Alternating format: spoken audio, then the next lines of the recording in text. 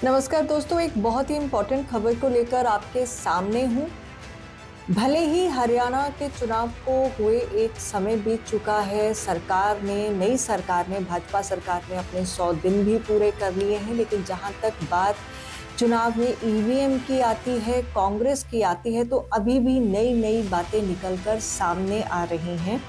और अब ऐसा कौन सा वो व्यक्ति है जो खुले तौर पर कह रहा है कि कांग्रेस के जो स्लीपर सेल हैं, बीजेपी के जो कांग्रेस में स्लीपर सेल हैं, उनकी वजह से ही ये हार हुई है। जी हाँ, बड़ी बात है। मैं बात कर रही हूँ महमूद प्राचा की, जो कि एक जाने माने वकील हैं, जिन्होंने ईवीएम को लेकर कई पिटीशंस दायर की हैं और एक आंदोलन ईवीएम के खिलाफ शुरू किया है, क्योंकि उनका कहना है कि ईवीएम की गड़बड़ी की वजह से ही ये चुनाव हारा गया है। लेकिन साथ ही वो बहुत बड़ा इल्ज़ाम भी लगा रहे हैं। उनका कहना है कि कांग्रेस के अंदर भाजपा के स्लीपर सेल हैं, जिनकी वजह से ये चुनाव हारा गया है, और वो सीधा नाम ले रहे हैं भूपेंद्र सिंह हुड्डा का। हुड्डा जी क्या है, ये तो बड़े बेकरार थे मैं चीफ मिनिस्टर बनूंगा, तो सबसे ज़्यादा किसको परेशानी होनी चाहिए थी? सबसे ज़्यादा मेरे पास आने की किसे जल्दी होनी चाहिए थी? तो उन्होंने उन कैंडिडेट्स को रोका। मेरे पास ये भी अब सबूत। उसके बाद फिर भी 19-20 कैंडिडेट ने अलग अलग जगह से पिटीशन डाल कि अब आप लोग खुद ही बताइए कि हुड्डा जी को मैं स्लीपर सेल कहूँ या ना कहूँ, जिन्हें जनता ने वोट दे के इतनी सारी सीटें दे दी कि उनको कम से कम 60 से ज़्यादा सीटें आती, कम से कम बता रहा हूँ मैं आपको। उसके बाद भी उनके अंदर कोई भी इच्छा नज़र नहीं आ रही कि वो अपने वोटों को सुरक्षित कर पाएँ। कोई आंदोलन उन्होंने खड़ा नहीं किया, कुछ नहीं किया, चुप जाके घर बैठ गए। तो इसमें क्या मैं वो कार्टेलाइजेशन ना समझूं, जो कि बहुत सारे टेंडर देखे होंगे आपने, 4-5 पार्टीज होती हैं, वो मिल जाती हैं एक दूसरे से कि चलो छोड़ो ना, पैसा आपस में बांट लेंगे। तो मैं क्या ये शक ना करूं हुड्डा जी पे? साइन करने को तैयार है। ऐसे होते हैं जनता के लिए लड़ने वाले, हुड्डा जी जैसे नहीं जो जाके अभी सो रहे हैं आराम से।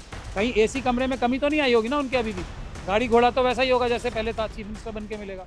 तो ये इसको मैं क्या बोलूँ स्लीपर सेल। भूपेंद्र सिंह हुड्डा पूर्व मुख्यमंत्री, और जिनके नेतृत्व में, लीडरशिप में हरियाणा का चुनाव लड़ा गया। हालांकि उनके ऊपर, बाबू बेटा के ऊपर तो कांग्रेसी, और जो खुद अब कांग्रेसी हैं, वो भी बहुत इल्ज़ाम लगा चुके हैं। लेकिन अब महमूद प्राचा भी ये इल्ज़ाम लगा रहे हैं कि वो एक स्लीपर सेल के तौर पर कांग्रेस में काम कर रहे हैं। जयराम रमेश को लेकर भी उन्होंने सवाल किया है, और उन्होंने कहा कि जयराम रमेश भी भाजपा के स्लीपर सेल के तौर पर जो है कांग्रेस में काम कर रहे हैं। अब स्लीपर सेल किसको कहते हैं?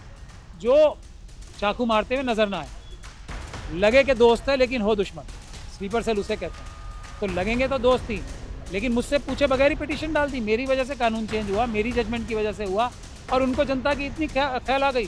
कांग्रेस पार्टी को तो मना नहीं है ना, जो कांग्रेस पार्टी के कैंडिडेट्स को तो मना नहीं है ना ये वीडियो लेने का। उन्होंने कभी वीडियो लेने के लिए तो पिटीशन नहीं डाली। जो नेता आराम से बैठे हैं, सिर्फ ज़बानी जमा खर्च करते हैं, हमें हराने के लिए हारने वाली पिटीशन डालते हैं जयराम रमेश जी जैसे, और चुनाव आयोग के पास जाके चाय पी के आ जाते हैं और कहते हैं कि हमारी बात नहीं सुनी, हम क्या करें। ऐसे लोगों को नेता बनने का अधिकार है?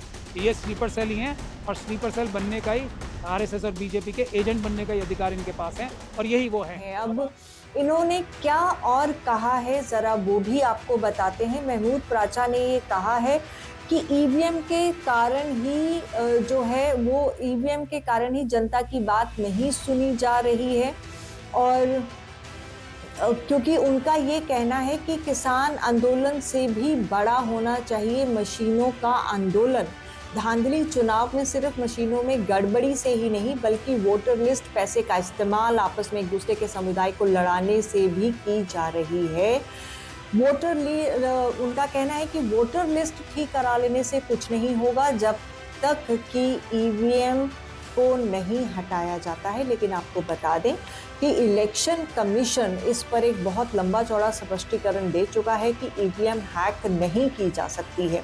लेकिन उसके बावजूद महमूद प्राचा जो बातें कर रहे हैं, वो आप खुद सुनिए और समझिए कि सच क्या है और झूठ क्या है। संविधान बचाने के लिए, लोकतंत्र बचाने के लिए, देश बचाने के लिए, देश को खुशहाल बनाने के लिए, देश को मजबूत ताकतवर बनाने के लिए हमारा एक ही कहना है, सबसे पहले पेपर बैलेट से चुनाव होंगे। पेपर बैलेट से चुनाव होंगे तो कोई भी नेता, कोई भी पॉलिटिकल पार्टी का नेता इस बात से आगाह रहेगा, डरेगा कि कल को जनता अगर हमसे नाराज़ हुई तो हमारा कान पकड़ के बाहर कर दे। कि किसान आंदोलन से भी पहले मशीनों का आंदोलन होना चाहिए। ये चुनाव में धांधली और गड़बड़ी मशीनों के माध्यम से तो हो रही है, लेकिन उसके अलावा भी बहुत सारे तरीक़ों से हो रही है, जिसमें वोटर लिस्ट में धांधली, जिसमें पैसे का इस्तेमाल, जिसमें ये जो गैर कानूनी और गैर संवैधानिक बातें करने से और देश में आपस में एक दूसरे समुदाय को लड़ाने के जो काम कर रहे हैं, ये सब चुनाव के कानून के हिसाब से गैर कानूनी है। कोई भी कैंडिडेट अगर इनका प्रयोग करता है तो उसका चुनाव रद्द हो सकता है। लेकिन अगर हम वोटर लिस्ट ठीक भी करा लें और चुनाव फिर भी मशीनों के द्वारा होगा तो क्या फ़र्क पड़ जाएगा? धांधली गिनती वोटों की तो मशीनों के द्वारा होनी है ना। जो भी हमें ये कुरैशी साहब की शायद आप बात कर रहे हो, रावत साहब की बात कर रहे हो, मशीनों में हैकिंग हो ही नहीं सकती। तो मुझे सिर्फ इतना ही बता दें, दुनिया में कौन सा ऐसा कंप्यूटर बनाया आज तक एक भी जिसमें हैकिंग नहीं हो सकती, जिसको मैनिपुलेट नहीं किया जा सकता, जिसमें छेड़छाड़ नहीं की जा सकती।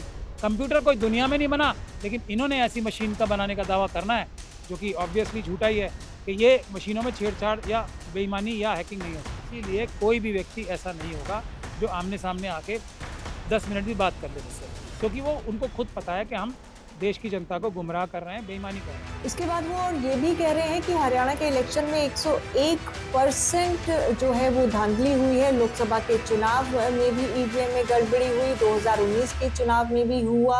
और जब Punjab and Haryana high court ने ये कह दिया कि हरियाणा की 90 की 90 सीटों की ये जो सुरक्षित रखवाई गई है उसकी काफ़ी जो है महमूद प्राचा को दे दी, तो क्यों नहीं दी? कौन छुपा रहा है?